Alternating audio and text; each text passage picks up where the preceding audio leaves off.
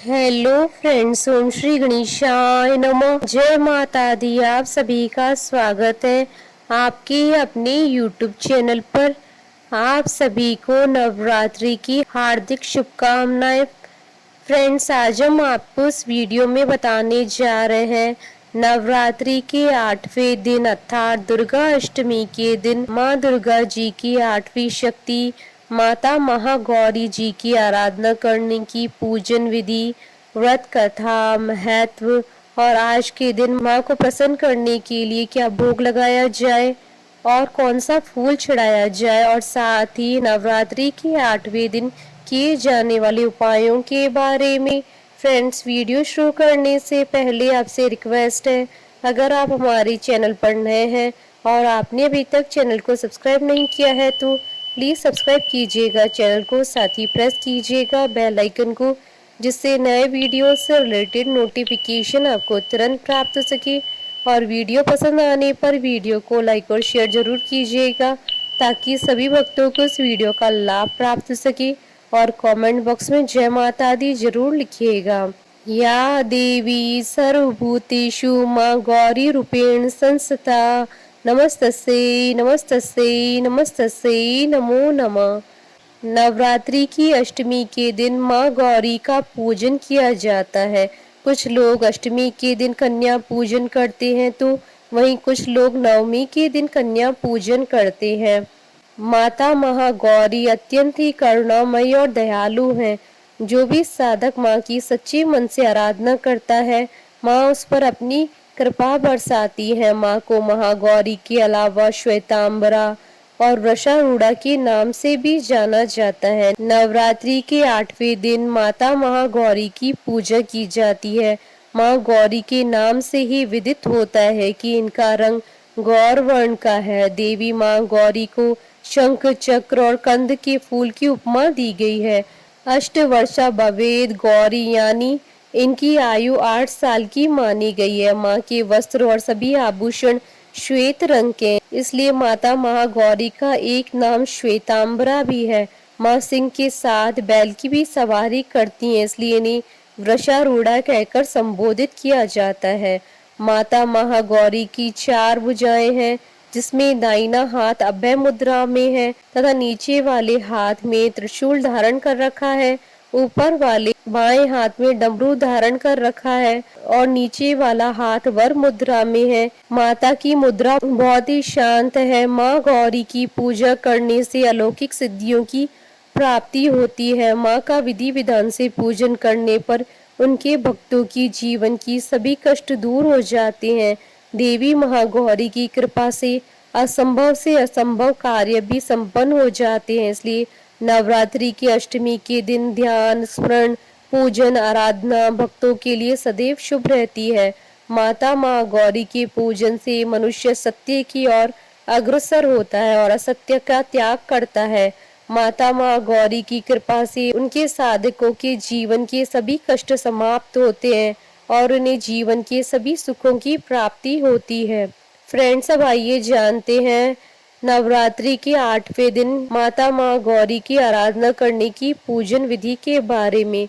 इस दिन साधक को प्रातःकाल स्नान करने के बाद स्वच्छ वस्त्र धारण करने चाहिए। इसके बाद एक लकड़ी की चौकी पर माँ की प्रतिमा को स्थापित करना चाहिए।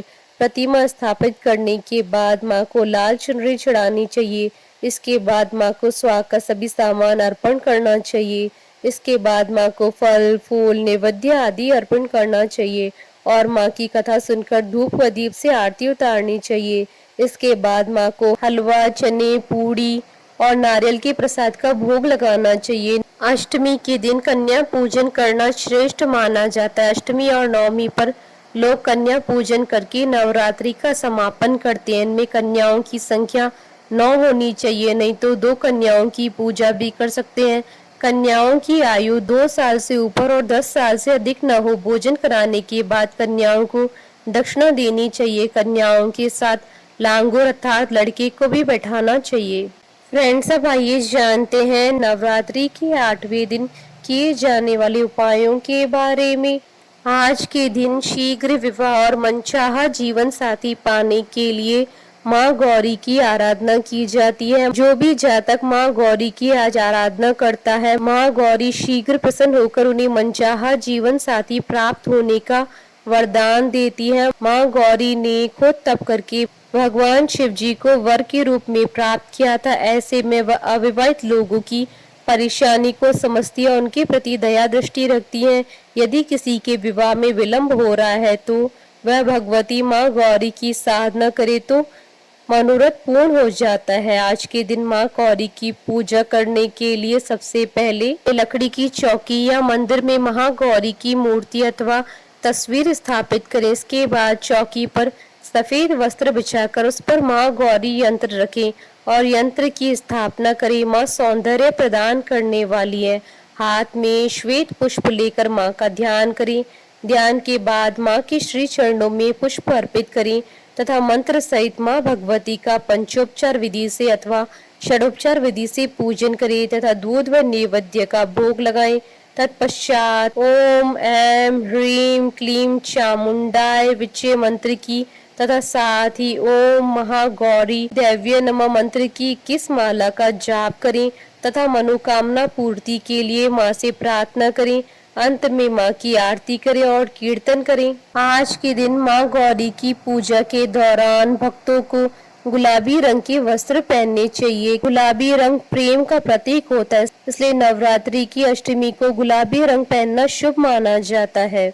देवी भागवत पुराण के अनुसार नवरात्रि की अष्टमी तिथि को माँ को नारियल का भोग लगाने की परंपरा है। भोग लगाने के बाद नारियल को या तो ब्राह्मण को दे दे, अन्यथा प्रसाद के रूप में वितरण कर दे। जो भी भक्त आज के दिन कन्या पूजन करते हैं, माता की उन पर विशेष कृपा बरसती है। फ्रेंड्स, अब आइए प्रारंभ करें माता महागौरी की उत्पत्ति की कथा। माँ पार्वती ने भगवान शिव जी को अपने पति के रूप में पाने के लिए बड़ी कठोर तपस्या की थी। उनकी इस तपस्या के कारण उनका शरीर काला पड़ गया था। जब माँ की कठोर तपस्या के कारण भगवान शिव जी का सिंहासन हिलने लगा तो उन्होंने माँ पार्वती को पत्नी के रूप में स्वीकार कर लिया और उनके पूरे शरीर को गंगा जल से धोया। गंगा जल से माँ पार्वती के शरीर को धोने के बाद उनका शरीर कांतिवान और गोरा हो गया। तब से ही माँ का नाम गौरी पड़ गया। माँ का यह रूप अत्यंत ही करुणामयी, स्नेहमयी, शांत और मृदुल है। माँ के इस रूप का ऋषि गणों ने इस प्रकार वर्णन किया है। सर्व मंगल मांगल्ये शिवे सर्वार्थ साधिके शरण्ये त्र्यंबके गौरी नारायणी नमोस्तुते। माता महागौरी को लेकर एक और कथा शास्त्रों में दी गई है, जिसके अनुसार एक जंगल में एक शेर काफी समय से भूखा था। वह भोजन की तलाश करता हुआ माता महागौरी के पास पहुंच गया, जहां वह तपस्या कर रही थी। वह शेर अत्यंत ही भूखा था और माँ को देखकर उसकी भूख और ज्यादा बढ़ गई, लेकिन वह भी वहीं बैठकर माँ की तपस्या का खत्म होने का इंतजार करने लगा। जब माँ ने तपस्या के बाद अपनी आंखें खोली तो उन्होंने देखा कि उनके सामने एक सिंह अत्यंत ही दयनीय स्थिति में पड़ा है। उस शेर को देखकर माँ को उस पर दया आ गई और माँ ने उसे अपनी सवारी के रूप में स्वीकार किया। क्योंकि माँ के साथ साथ उस सिंह ने भी तपस्या की थी, इसलिए माता महागौरी के वाहन के रूप में बैल के साथ साथ सिंह को भी गिना जाता है। बोलिए माता महागौरी जी की जय। जयकारा माँ माई दास सच्चे दरबार की जय। हमारे साथ इस वीडियो में अंत तक बने रहने के लिए आपका धन्यवाद। ओम श्री गणेशाय नमः। जय माता दी।